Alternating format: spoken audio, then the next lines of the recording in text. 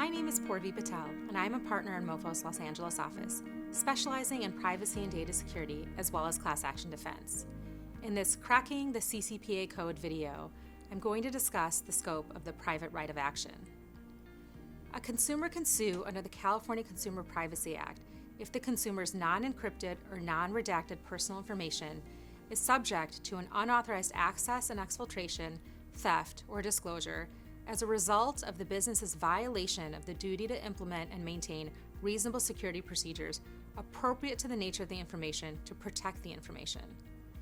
Personal information within the context of the private right of action is as defined in California's safeguards law and not as defined in the CCPA itself.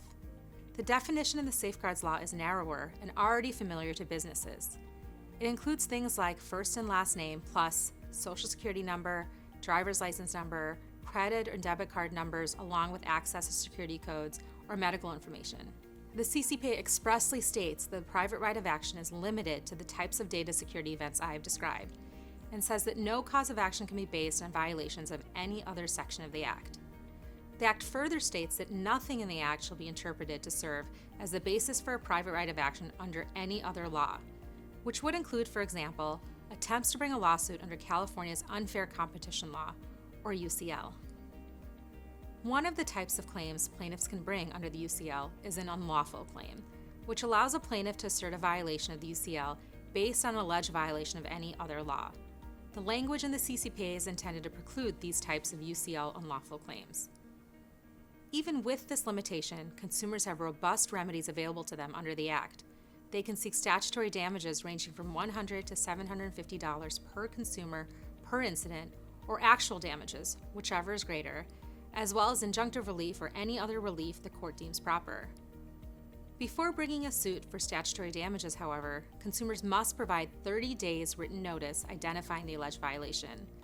If the business cures the violation within 30 days and provides the consumer with a written statement that the violation has been cured and that no further violation will occur, the consumer will be barred from bringing an action for individual or class-wide statutory damages. If the business breaches a written statement, however, the consumer may sue to enforce the statement and can pursue statutory damages for each breach of the statement. Whether a business can cure the violation, and if so, whether to issue a written statement of cure, will need to be assessed on a case-by-case basis, particularly because of the expanded liability that could arise out of a breach of the written statement. Regardless, the availability of statutory damages will likely increase the number of class action lawsuits arising out of data security incidents. As a result, it may be worthwhile for businesses to assess whether personal information subject to California safeguards law that isn't already encrypted or redacted should be. As anyone focused on this issue knows, there has been a lot of attention paid to potentially expanding the private right of action to cover any violation of the CCPA. The California Attorney General is on record backing an amendment in the 2019 legislative session for expanded private right of action. That amendment failed, but we expect to see further attempts in the next session, which MoFo will be monitoring.